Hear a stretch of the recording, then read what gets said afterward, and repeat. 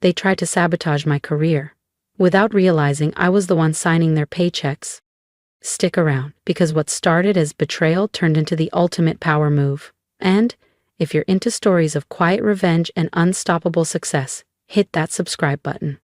Money can't buy happiness, but it can fund the perfect revenge, especially when your toxic family doesn't know you're sitting on a $500 million fortune. I learned that the hard way just last month, when my own parents and brother tried to sabotage my career, not realizing they were targeting the owner of the company. I'm Melissa Tran, though in most business circles I go by Mel. Officially, I'm the newly appointed Chief Strategy Officer at Everlyn Dynamics, a cutting-edge biotech firm based in Seattle. What my family doesn't know? 2 months ago I became the company's majority owner, quietly acquiring shares through a series of discrete transactions using a private trust. The path to this moment started nearly 18 years ago, back when I was a quiet scholarship kid studying biomedical engineering at Georgia Tech. Meanwhile, my younger brother Ryan coasted through Stanford with our parents footing the bill. "Ryan needs support," Mom always said. "You've always been so independent, Mel." Independent didn't cover it. I juggled lab work, tutoring jobs, and coding side gigs to survive. Meanwhile, Ryan vacationed in Europe, proudly posting every wine tasting and yacht party. But I was patient, focused. I had a dream, and I knew it would all pay off eventually. And it did. By the time I turned 30, I had launched and sold 2 biotech startups. Quietly, I kept my name off press releases, funneled profits through shell companies, and let the world think I was just another mid-level exec grinding away. Why all the secrecy? Because I knew how money poisoned relationships. My parents had always worshipped Ryan's stable job in corporate sales while treating my work like some fragile experiment. "You should talk to Ryan," Mom would say at dinner. "He can help you get into real business." So, I let them believe I needed help. That I needed them. Meanwhile, I was executing my masterstroke. A stealth acquisition of Everlyn Dynamics, where I'd been working quietly for just over a year. The firm was undervalued but packed with promise. Using a web of trusts and entities, I gained control without anyone realizing it was me. When the board named me CSO, they thought they were hiring a loyal strategist. They didn't realize they were giving the seat to the new owner. Ryan's reaction? Let's just say, it was delicious. "Must be nice to finally catch a break," Ryan said with a smirk during our monthly family dinner. "Though I hope you're not in over your head. Corporate leadership's a whole different beast than tinkering with science projects." Mom and Dad exchanged anxious glances. "Maybe Ryan could mentor you," Mom chimed in helpfully. "He's been managing teams for years, sweetheart." I smiled politely, suppressing a laugh. If only they knew about the acquisition papers locked away in my home safe. "I'll keep that in mind," I said calmly. But Ryan wasn't content with smug comments. My promotion had upended the family pecking order. He'd always been the golden boy, the reliable one with a conventional career, while I was the quiet geek who never quite fit. The first red flag came when he began dropping by Everlyn Dynamics for casual lunches with department heads. I watched from my office window as he joked with senior staff, feigning concern for his overwhelmed sister, subtly probing for any sign of weakness in my leadership. Then came the anonymous tips to HR. Accusations of falsified degrees, rumors of inflated credentials, all of them baseless and easily disproven. But they sent a clear message. Someone was trying to destroy me. "I'm just worried about you," Ryan said sweetly when I confronted him.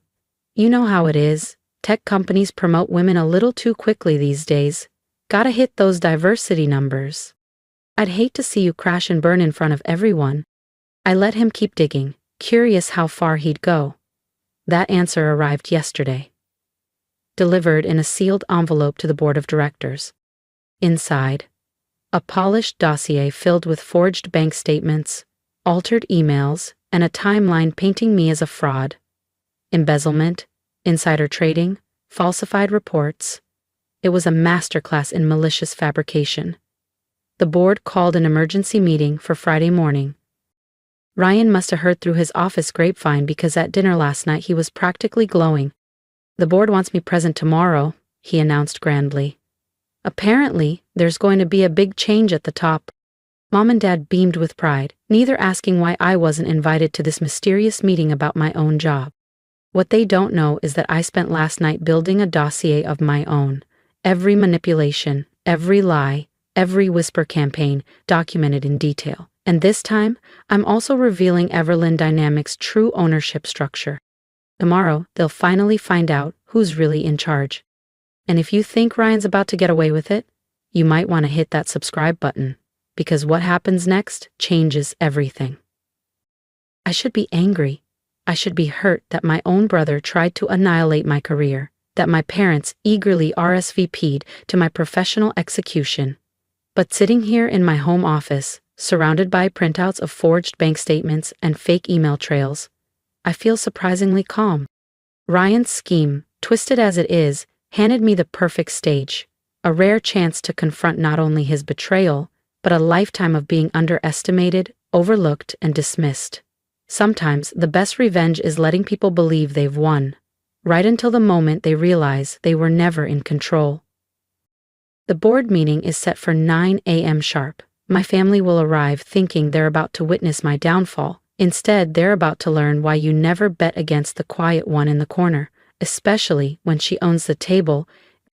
The pieces are in place, the curtain's about to rise, and for once in my life, I'm actually looking forward to a meeting. I got to Everlyn Dynamics early that Friday, just to catch the show. Right on cue, at 8:45 a.m., Ryan strutted into the lobby in his sharpest suit. Mom and Dad trailed behind, dressed for a victory they didn't earn. "Is the board ready for us?" Ryan asked the front desk, practically humming with anticipation. His expression reminded me of the time he accidentally deleted my science project in 8th grade, the night before it was due. From my office upstairs, I watched them being escorted to the executive conference room. The board followed soon after, somber-faced and tight-lipped, exactly as instructed. Everyone had received my private message the night before. At 9 a.m. on the dot, I pushed back my chair, took a deep breath, and walked down the hall. Time to begin. Marcus Chen, our board chair, was mid-sentence as I entered. "These allegations against Ms. Tran are extremely serious."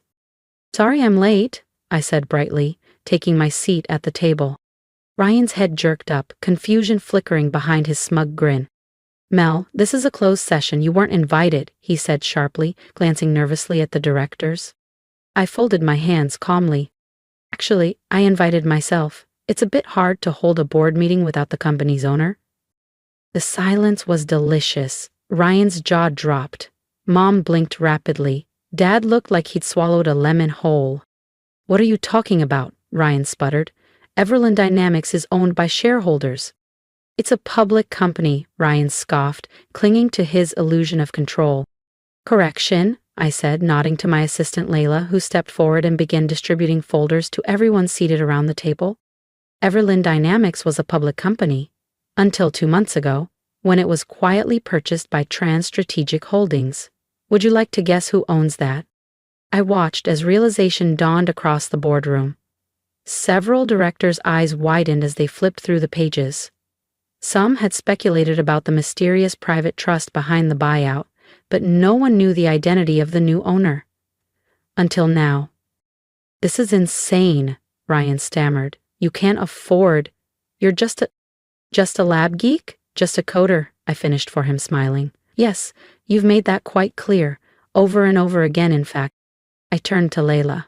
"Could you play the recordings, please?" She tapped her tablet, and the room filled with Ryan's voice, dripping with false concern. "Between us, Melissa's not leadership material," he was saying in one clip. "She's brilliant in the lab, sure, but this role? She's going to crash hard." Another recording played. "Have you noticed any irregularities in her department's finances? Might be worth a closer look." Every whisper, every manipulation, every false lead, captured and played back like a perfectly timed symphony. Ryan began to sink into his chair, color draining from his face as the room turned cold. "And then there's this," I said, holding up the envelope he'd sent the board. The same one filled with falsified statements and forged documents. Attempted character assassination, fabricated financial misconduct, intentional sabotage of company leadership. Did you really think no one would verify any of this before taking action? I was trying to protect the company, Ryan blurted, his voice cracking. You're not qualified. You've never been the one who succeeds, who wins. You're not the one who deserves to be here, I said quietly. No, Ryan. I'm the one who deserves to expose you for corporate espionage, for manipulating stock perception, for endangering the company's future with lies. Mom's voice finally broke through the silence. Surely you wouldn't ruin your own brother's life? Like he didn't try to ruin mine, I said, turning to her. Like you didn't come here to watch it happen? Dad raised a hand, weakly. We were just supporting Ryan. No, I cut in, you were doing what you've always done, assuming he was the one worth betting on. Then I turned back to the board. I apologize for the theatrical nature of this meeting, I said, rising once more to face the board. But I needed everyone here to understand exactly what we're dealing with. Mr. Ryan Tran has committed multiple serious violations in his attempt to sabotage my role at this company. I paused, letting that hang in the air. His actions have not only targeted me, they've exposed Everland Dynamics to legal and regulatory risk. Marcus Chen cleared his throat carefully. What would you like us to do, Ms. Tran? I took my seat again, folding my hands on the table. First, I want it on record that the board has reviewed and dismissed all allegations made against me as categorically false, based on verified documentation and internal review. Second, I request that a formal letter be sent to Ryan's employer detailing his misconduct, including the audio recordings, fabricated evidence, and attempts at corporate espionage. This behavior should follow him professionally. You can't, Ryan said, his voice cracking. You'll destroy my career. Like you tried to destroy mine? I asked, calm but sharp. The difference is, I have real documents tracing real actions you took, not the forged garbage you sent hoping to frame me. I turned back to the board. Lastly, I want it documented that Ryan Tran and both of our parents are permanently banned from Everland Dynamics property. Any attempt to contact staff or interfere with operations will result in immediate legal escalation. Mel, please, Mom cried, mascara streaking down her cheeks. We're family. I let out a short, cold laugh. Family supports each other. Family cheers your wins. Family doesn't fake documents and spread lies just because they can't handle your success. I pulled out one final folder, my ace. This, I said, sliding it across the table, is the acquisition contract for my first biotech company. Sold it for $50 million at age 27. My second, $180 million, 2 years later. I glanced at Dad.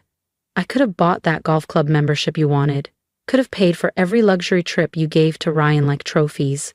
But I didn't. They stared at the numbers that shattered every narrative they'd clung to.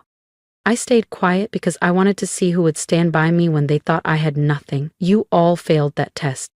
Ryan had gone pale. You're firing me from my job, he whispered. No, I said softly, your actions fired you, just like you tried to do to me. The only difference? You actually did what you're being accused of. I stood again, gathering the last of my documents. This board meeting is adjourned, I said clearly. Marcus, please ensure all documentation is formally filed and secured.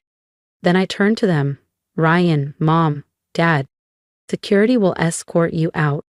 Wait, Ryan called out, his voice cracking as I reached the door. Please.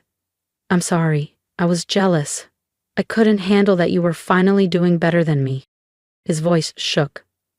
We can fix this, can't we? We're still family. I turned back one last time.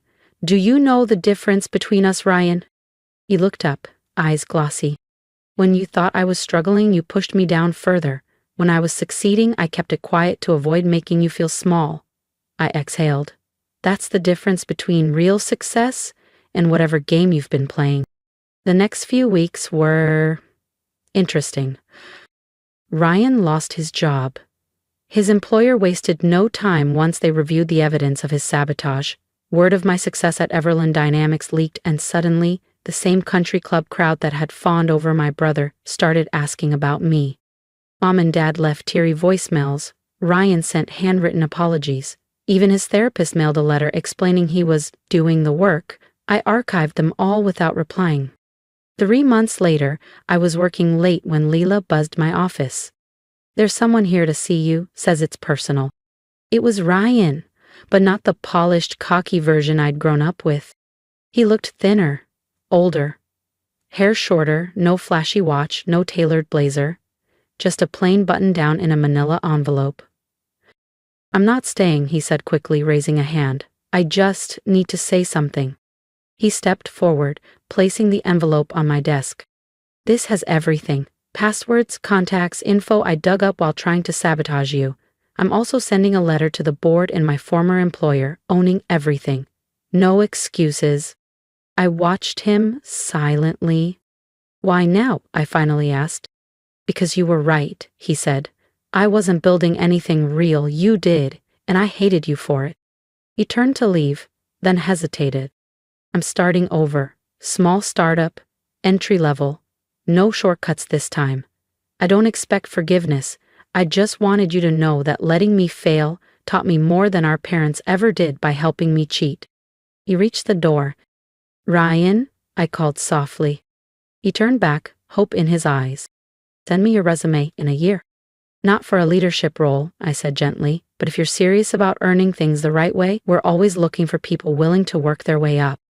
A single tear slipped down Ryan's cheek, but he gave a small nod, collected himself, and left without another word. 6 months later, Everland Dynamics has surpassed even my most optimistic projections. We're developing life-changing biotech solutions, expanding rapidly, and creating hundreds of new jobs across the Pacific Northwest. Something real, something lasting. Mom and Dad still send the occasional message, usually when they need something or want to name-drop their CEO daughter at a dinner party. I keep contact polite but distant. The approval I used to crave so badly, I don't need it anymore. The corner office they said I'd never earn has a perfect view of the Seattle skyline. Some nights I sit by the window, watching the sun dip behind the mountains, thinking about family, ambition, and the strange power of being underestimated. Last week I got a holiday card from Ryan. No guilt, no request, just a quiet note. "You succeeded not because of us but despite us. I'm learning to do the same." Maybe that's the real revenge. Quiet, earned, undeniable. Thank you for listening to my story, for seeing me when so many people I loved couldn't. Now, I'd love to hear from you. Leave a comment. Tell me what you would have done in my shoes. Would you have stayed silent, fought back sooner, or maybe you've lived through something similar? Been the quiet one, the underestimated one, the one who had to build from the shadows while others took the spotlight. I want this space to be more than a story.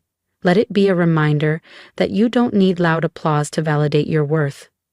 Sometimes, your quiet resilience is your loudest strength.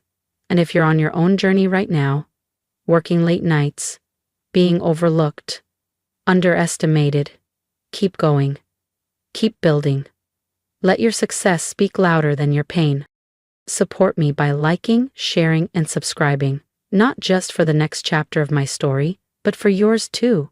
Because if I've learned anything, it's this. Success isn't about proving people wrong. It's about proving to yourself that you were always right to believe. So, what's your story? I'm listening. And I hope the world is too, because it's your time to be seen.